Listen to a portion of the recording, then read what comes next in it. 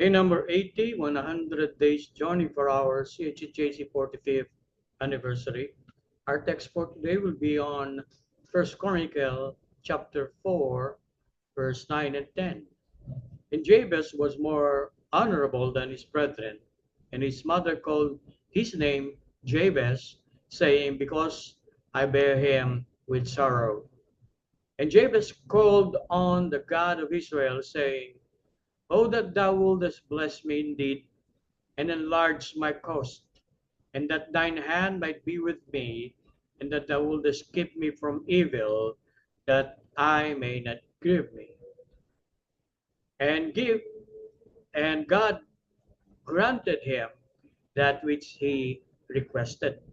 The same true in the New Testament, merong sinabi ang Biblia, ask, and it shall be given you, seek, and ye shall find, knock, and it shall be opened unto you.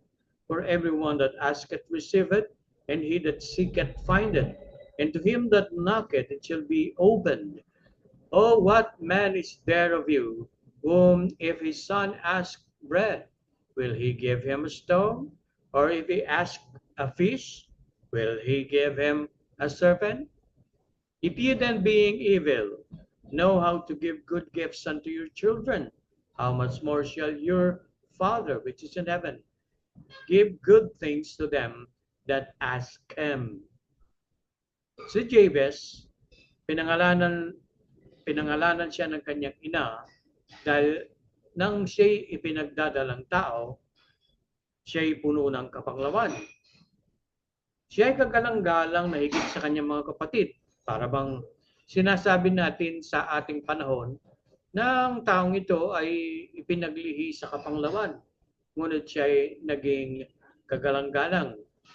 Hindi naging mapanglaw ang kanyang buhay dahil sa kanyang pagtitiwala sa Panginoon. Kanyang hiniling sa Panginoon na siya ay pagpalain, palawakin ang kanyang sinasakop, at ang kamay ay aalalayan siya ng Panginoon. Kamay mismo ng Panginoon na mag-iingat sa kanya at iiwas siya sa masama upang ang buhay niya ay huwag maging mapanglaw. Para bang makasariling kahilingan ni Jabez. Ngunit alam po ba niyo ang tugon ng Panginoon?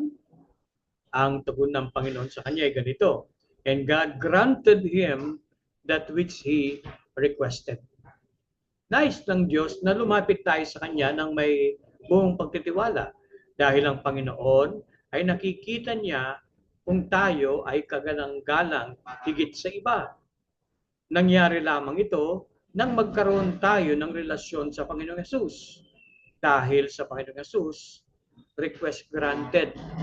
Yan ang agad na kasagutan ng Panginoon dahil lamang sa Kanya. Tayo manalangin, O Diyos, na dakila, nagpapasalamat po kami sa inyong katapatan na dahil sa Panginoong Kristo, kapag kami lumapit, merong nakahandang katugunan at ito'y sa aming ikabubuti.